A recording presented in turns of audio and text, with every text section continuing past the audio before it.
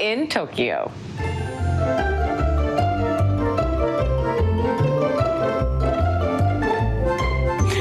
Kenneth Moten joins us live. Kamo, we know there was a lot of tension in Tokyo ahead of the games. What's it like there now that the competition has started?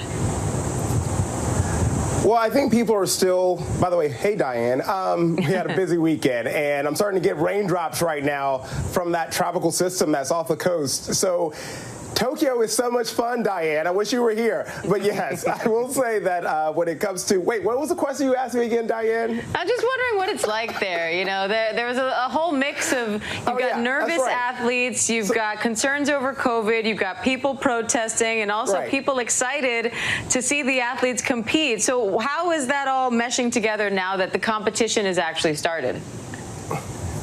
And again, we have a tropical system off the coast that I'm about to jump into hurricane, typhoon, mode here. Okay, so yeah, to answer your question, yeah, when it comes to COVID and the surge in cases and positive cases in the Olympic Village, of course, there's a tension on that. There's a focus on that.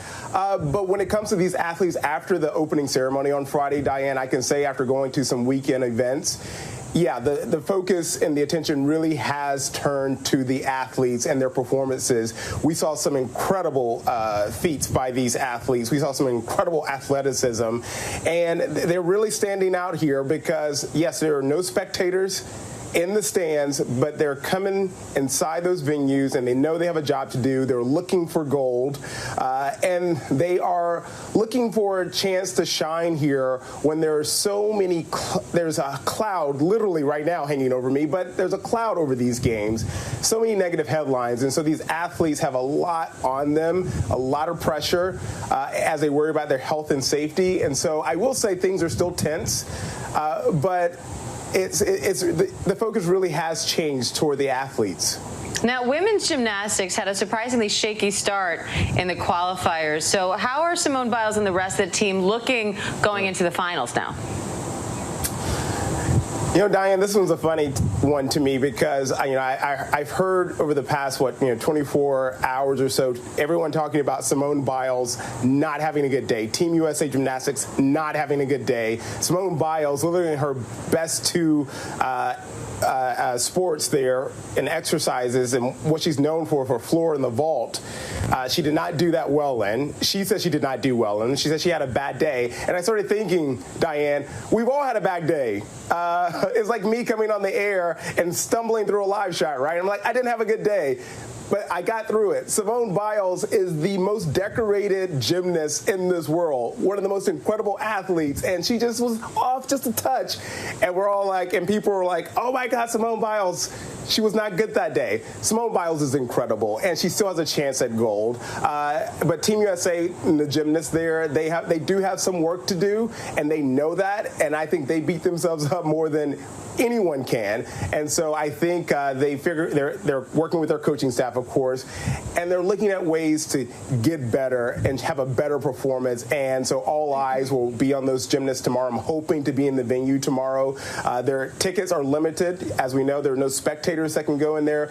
With the media, they're also trying to limit the amount of media inside those venues, but I'm hoping to grab a ticket, Diane. Even with the mistakes, I'm sure most people would love to perform that way on their best day. And some are even saying that this might help Team USA shake off some of the preliminary nerves so they do even better in the finals. So, of course, we're all rooting for them. And the USA already has a few gold medals under our belt. So, Kenneth, what are some of the big wins that stick out to you so far, and who are you watching out for?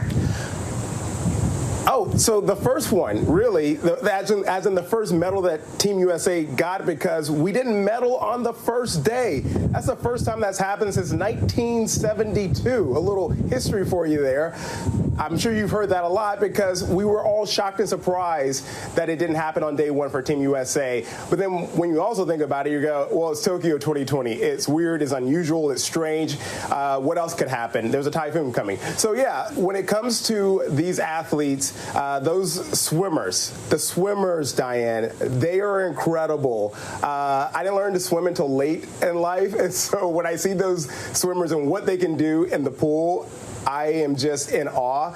And so when you saw what Mr. Kalish did, you saw what Jay Litherland did, and Simone Manuel, this young woman who's shattered records, and in the freestyle relay, what she did over the weekend was also incredible. So to watch them in the pool, swimming like fish, and getting 1, 2, 3, gold, bronze, silver. I got them out of line there, but you know what I mean. Like, it's just incredible just to see what they did. And the swimmers, I always say, the swimmers, I'm saying that more now after this weekend. So now that I'm an Olympic, connoisseur, and I'm good with the analysis of the Olympics here, I will say that the swimmers are the ones to watch. And so their performances are pretty cool. Kamo's plugging for Olympic commentator next year. Mind you, the men's team, no Michael Phelps this year. So they're still delivering, even without their old superstar, who is now himself up in the commentator booth. And Kenneth, we're also now hearing... He is in town, yeah. Yeah, I know, but this time he's spectating, commenting on the games as opposed to actually swimming. Right. So really impressive to see the men still holding that bar even without the most decorated Olympian. And we're now hearing also of the first athlete to test positive for COVID-19 after competing. So what happens now? What's the protocol there? Well, this 21-year-old Dutch rower, he's in isolation. They're also, again, doing what they always do with this COVID protocol. They're figuring out who he came in contact with and see if anyone else needs to isolate.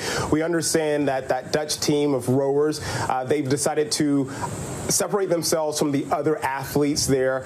We know that we already saw what Team USA gymnasts did with moving out of the Olympic Village when there's starting to be positive cases. But we understand these athletes have decided to separate themselves to make sure that no one else gets infected, try to really prevent any other positive cases. But so far, there have been at least 3 cases, including that Dutch rower, tied to that whole thing. He had to cancel his next competition. And so, again, we know things can change in an instant when it comes to a positive test here in Tokyo 2020, and that's the impact COVID is having on these games. All right, Kenneth Moten in Tokyo. Always great to talk to you, friends. Hope you stay dry. You sound very concerned about those raindrops, Kenneth, so we'll let you go inside. Thank you. I brought my rain gear, Diane, because ABC News will send me into a tropical system in a heartbeat.